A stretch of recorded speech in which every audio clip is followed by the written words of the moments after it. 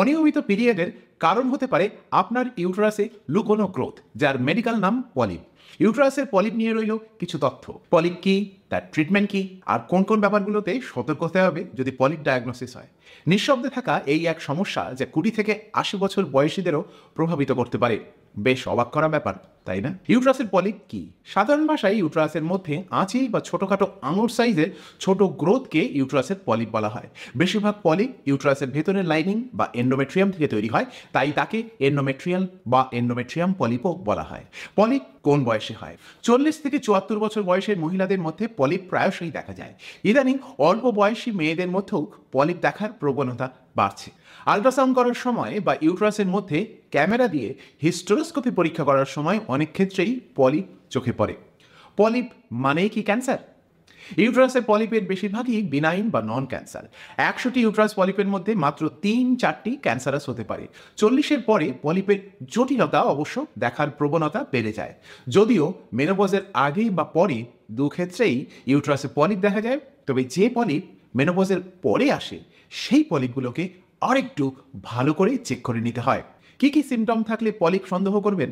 অস্বাভাবিক বা ছন্দহীন vaginal bleeding বা পিরিয়ডের সমস্যা হলে, পিরিয়ড ইরেগুলার হয়ে গেলে, দুটো পিরিয়ডের মাঝখানে ফোটা ফোটা ব্লিডিং বা ইন্টারমেনস্ট্রুয়াল ব্লিডিং হলে, মেনস্ট্রুয়াল ফ্লো খুব হেভি হলে, মেনোপজের পরে ব্লিডিং বা অন্য কোনো উপসর্গ যেমন মাছ ধোয়া জলের মতো হালকা ব্লিডিং, জলীয় ডিসচার্জ হলেও পলিপের ব্যাপারে খোঁজ খবর করা দরকার। কখন ডাক্তারের কাছে যেতে হবে?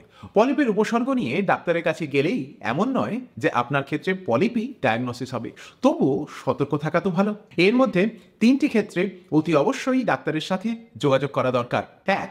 যদি আপনার মেনস্ট্রুয়াল ব্লিডিং এর প্যাটার্ন পাল্টে যেতে থাকে। প্রতিটি মহিলারই ব্লিডিং এর প্যাটার্ন সেই মহিলার জন্য নির্দিষ্ট। সেই মহিলাটির পিরিয়ডের প্যাটার্নে কোনো চেঞ্জ হলে তিনি সঙ্গে সঙ্গেই তা ধরতে পারবেন এবং সেরকম প্রয়োজন হলে ডাক্তারের কাছে গিয়ে চেক করে নিন। 2. মেনোপজের পরে ব্লিডিং। মেনোপজের পরে যে কোনো ব্লিডিং তা যদি 1 ড্রপ বা ছিটেফোঁটাও হয় এবং হয়ে গিয়ে যদি বন্ধও হয়ে যায়, তাহলেও ডাক্তারের কাছে অতি অবশ্যই 2 থেকে 3 দিনের মধ্যেই দেখা করে চেক করিয়ে নিন। 3. ভ্যাজাইনার কোনো ডিসচার্জ যেটা ওষুধপত্র নিলেও হতেই থাকছে, সেগুলো ক্ষেত্রে ইউটেরাস বা সার্ভিক্সে পলিপ চেক করে নিতে হয়। পলিপ ডায়াগনোসিস কিভাবে হয়? সাধারণত প্রাথমিকভাবে পলিপ ধরা পড়ে আল্ট্রাসাউন্ড স্ক্যানে। যে আল্ট্রাসাউন্ড স্ক্যান ভ্যাজাইনালের মাধ্যমে হয়, যাকে বলা হয় ট্রান্সভ্যাজাইনাল আল্ট্রাসাউন্ড স্ক্যানিং, তাতে পলিপ ধরার সম্ভাবনা বেশি। তার কারণ টিপিএস বা ট্রান্সভ্যাজাইনাল স্ক্যান অনেক বেশি নির্ভুল। মনে রাখা দরকার, সব আল্ট্রাসাউন্ড স্ক্যানে কিন্তু সব পলিপ ধরা পড়ে না। পলিপ নানা ধরনের হয়, সে কারণে বেশ কিছু ক্ষেত্রে টিপিএস আল্ট্রাসাউন্ড হলেও পলিপ মিস হয়ে যেতে পারে। সন্দেহ তীব্র থাকলে তাই হিস্টেরোস্কোপি করার প্রয়োজন। আজকাল কিছু ক্ষেত্রে স্যালাইন ইনফিউশন সোনোগ্রাফি বা এসআইএস করা হয়। এছাড়াও কিছু ক্ষেত্রে 3 ডাইমেনশনাল টিভিইউএস মানে টিভিএস দিয়েও পলিপ ডায়াগনোসিস করা হতে পারে। প্রথাগত আল্ট্রাসাউন্ডের থেকে 3D আল্ট্রাসাউন্ডে পলিপ ডায়াগনোসিস করার ক্ষমতা বেশি, কিন্তু তা সত্ত্বেও সব পলিপ আল্ট্রাসাউন্ডে ধরা পড়ে না। এছাড়া 3 ডাইমেনশনাল আল্ট্রাসাউন্ড বেশ খরচ সাপেক্ষ এবং সব জায়গায় এই মেশিনও পাওয়া যায় না। আল্ট্রাসাউন্ডে পলিপের সন্দেহ থাকলে এবং রিপোর্টে পলিপের কথা বলা থাকলে অনেক ক্ষেত্রেই ইউটেরাসের মধ্যে ক্যামেরা দিয়ে ঢুকে ইউটেরাসের ভেতরের লাইনিং সরাসরি চোখ দিয়ে পরীক্ষা করার দরকার হয়, যার নাম হিস্টেরোস্কোপি। এ কোনো সার্জারি নয়, নর্মাল বার্থ প্যাসেজ দিয়ে রোগীকে হালকা অ্যানাস্থেশিয়া দিয়ে এ ধরনের প্রসিডিওর করা হয়, যাতে সেই দিনই তিনি বাড়ি ফিরে যেতে পারেন। হিস্টেরোস্কোপি কিভাবে করা হয় আর তাতে পলিপ কিভাবে দেখা যায় সে নিয়ে আমাদের আস্ত একটা আলাদা ভিডিও আছে, লিঙ্ক রইল নিচে। আজকাল অফিস হিস্টেরোস্কোপি নামে এক ধরনের বিকল্প পদ্ধতি রয়েছে, যেখানে অ্যানাস্থেশিয়া ছাড়াই হিস্টেরোস্কোপি করা সম্ভব। যেহেতু এখনও বেশিরভাগ ভারতীয় ইন্স্যুরেন্স কোম্পানি হিস্টেরোস্কোপির ক্লেম দিতে গড়িমসি করে, তাই অফিস হিস্টেরোস্কোপি তো বটেই, অ্যাডভান্সড হিস্টেরোস্কোপিও এখনও ভারতবর্ষে ততটা জনপ্রিয় নয়। হিস্টেরোস্কোপি বা ইউটেরাসের মধ্যে ক্যামেরা দিয়ে ঢুকে পরীক্ষা করা পলিপের ক্ষেত্রে গোল্ড স্ট্যান্ডার্ড। নির্ভুল ডায়াগনোসিসের দরকার বায়োপসি। পলিপ ডায়াগনোসিস হলে সেই পলিপ বের করে মাইক্রোস্কোপের তলায় রেখে পরীক্ষা করার দরকার হয়, তার নাম এন্ডোমেট্রিয়াল বায়োপসি বা হিস্টোপ্যাথোলজি এক্সামিনেশন। পলিপ কত ধরনের, সংখ্যা, কোথায় হয়েছে আর এর গোড়া বা বেস কেমন, এর উপর ভিত্তি করে পলিপ নানা ধরনের। পলিপ কখনো একটি হতে পারে, কখনো কখনো একাধিক আসতে পারে। ইউট্রাসে পলিপ থাকলে ভ্যাজাইনা বা সার্ভিক্সে পলিপ আছে কিনা সেটাও চেক করে নেওয়া দরকার।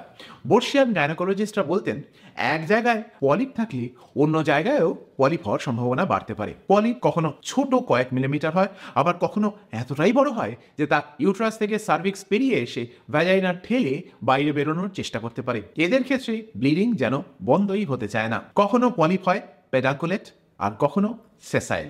পেডাঙ্কুলেট পলিপের গোড়ায় একটা পাতলা মোটা থাকে এবং তার ফলে এই পলিপ হিস্টেরোস্কোপিতে রিমুভ করা সম্ভব। সেসাইল মানে যার গোড়াটা বেশ বড়, এই ধরনের পলিপ অনেক ক্ষেত্রে একবার হিস্টেরোস্কোপিক সার্জারিতে পুরোপুরি বের হতে চায় না।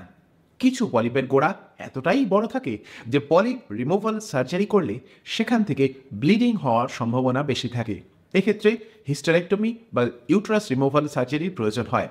চিকিৎসার অপশন: বেশিরভাগ পলিপই ক্ষতিকারক নয়, কিন্তু সিমটম যদি আসতে থাকে তাহলে সেই পলিপ সাধারণত রিমুভ করে দেওয়াই বাঞ্ছনীয়। পলিপ চিকিৎসা না করে রেখে দিলে 100টির মধ্যে 13টি পলিপ ভবিষ্যতে প্রি ক্যান্সার বা ক্যান্সারে রূপান্তরিত হতে পারে। ছোটখাটো পলিপ, বিশেষত যে পলিপে কোনো সমস্যা নেই, সেই পলিপ শরীর থেকে বের না করে ফলো আপ করা যেতে পারে। বেশিরভাগ ক্ষেত্রেই রোগী এবং ডাক্তার দুজনেই ভবিষ্যতের অনিশ্চয়তা কাটিয়ে ফেলার জন্য হিস্টেরোস্কোপি পদ্ধতিতে পলিপ রিমুভই করে দেন। আগে সামান্য পলিপের কারণেও হিস্টেরেক্টমি বা ইউট্রাস রিমুভাল সার্জারি অবশ্যম্ভাবী ছিল, কিন্তু আজ বিজ্ঞানের অগ্রগতির কারণে হিস্টেরোস্কোপি সার্জারি করে পলিপ বের করে দেওয়াও সম্ভব। এই পদ্ধতির নাম হিস্টেরোস্কোপিক রিসেকশন। গল্প এখানেই শেষ নয়। পলিপ রিমুভ করার পরে অতি অবশ্যই বায়োপসি করা প্রয়োজন। বায়োপসি রিপোর্টে 3 ধরনের রিপোর্ট বেরিয়ে আসতে পারে: 1 benign, 2 pre cancer, 3 cancer. Pre ক্যান্সারের মধ্যে থাকে এন্ডোমেট্রিয়াল হাইপারপ্লেসিয়া বলে এক ধরনের কন্ডিশন। এই নিয়েও আমাদের আরও একটা ভিডিও রয়েছে, লিঙ্ক নিচে। প্রি ক্যান্সার এবং ক্যান্সারের ক্ষেত্রে ইউটেরাস রিমুভ করার সার্জারির কথা রোগীদের সঙ্গে আলোচনা করা হয়। মনে রাখা প্রয়োজন, পলিপ একবার বের করে দিলেও শতকরা 3 থেকে 60 জনের আবার পলিপ ফিরে আসার সম্ভাবনা থাকে। তাই কিছু ক্ষেত্রে ফলো আপ করে রাখাও জরুরি। পলিপ কেন হয়, সঠিক কী কারণে পলিপ হয় তা এখনও বিজ্ঞান আবিষ্কার করে উঠতে পারেনি। তবে সাধারণত দেখা গেছে 40 বছরের পরে পলিপ হওয়ার সম্ভাবনা বেশি। যদিও অল্প বয়সীদের পলিপ হতে পারে, যারা ওভারওয়েট, যাদের ব্লাড প্রেশারের সমস্যা রয়েছে এবং যারা হরমোন থেরাপি নিয়েছেন তাদের ক্ষেত্রে পলিপ হওয়ার সম্ভাবনা খানিকটা বেশি। পলিপ কিভাবে প্রতিরোধ করবেন? নিয়মিত ফিটনেস, এক্সারসাইজ এবং ওজন বাড়তে না দেওয়া পলিপ দূরে রাখতে সাহায্য করবে।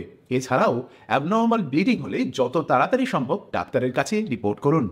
মনে রাখুন, যদিও বেশিরভাগ পলিপ বিনাইন বা নন ক্যান্সার, কিন্তু তবুও সিমটমগুলো ইগনোর করার বা অবহেলা করা মোটেই উচিত নয়। পলিপ ও প্রেগন্যান্সি: অনেকের ইনভেস্টিগেশনের সময় প্রেগন্যান্সির আগে পলিপ ধরা পড়ে। পলিপ বাদ দিয়ে প্রেগন্যান্সি করার চেষ্টা করলে প্রেগন্যান্সির সাফল্যের হার অনেকটাই বেশি। পলিপ এলে এবং তা যদি রিমুভ করা যায় এবং বায়োপসি রিপোর্ট যদি ভালো থাকে, তাহলে পলিপের সমস্যা থেকে সেরে উঠে প্রেগন্যান্সি দেওয়ায় কোনো বাধা থাকে না। পলিপ চিকিৎসায় কিছু গুরুত্বপূর্ণ কথা, 4টি কথা। হিস্টেরোস্কোপি প্রচলিত হওয়ার আগে অনেক সময় বেশিরভাগ রোগীর জন্য ডাইলেটেশন এবং কিউরেটেজ বা ডিএনসি বলে এক ধরনের প্রসিডিওর সুপারিশ করা হতো। এই ধরনের প্র্যাকটিস আজকাল অচল এবং পলিপ সন্দেহ থাকলে হিস্টেরোস্কোপি করে চিকিৎসা করাই রোগীর ভবিষ্যৎ স্বাস্থ্যের জন্য ভালো। 2, পলিপ বায়োপসিতে ক্যান্সার ধরা পড়লে তো তার ট্রিটমেন্ট হবেই নিয়ম মেনে। তবে যদি এন্ডোমেট্রিয়াল হাইপারপ্লেসিয়া বলে কিছু আবিষ্কার হয়, সেটা ক্যান্সার না হলেও অতি অবশ্যই তার জন্য আলাদা ট্রিটমেন্ট করা দরকার। হাইপারপ্লেসিয়া, প্রি ক্যান্সার, এই নিয়ে আমাদের এন্ডোমেট্রিয়াল হাইপারপ্লেসিয়া ভিডিও দেখে নিতে পারেন। 3, 40 থেকে 74 বছর বয়সী মহিলাদের মধ্যে পলিপ প্রায়শই দেখা যায়। ইদানিং অল্প বয়সী মেয়েদের মধ্যেও পলিপ দেখার প্রবণতা বাড়ছে। 4, আল্ট্রাসাউন্ড করার সময় না ধরা পড়লেও ইউট্রাসের মধ্যে ক্যামেরা দিয়ে হিস্টেরোস্কোপিক পরীক্ষা করার সময় অনেক ক্ষেত্রেই পলিপ চোখে পড়ে। আজ এই পর্যন্তই। শিগগিরই অন্য একটা আর্টিকেল নিয়ে আপনাদের সঙ্গে দেখা হবে।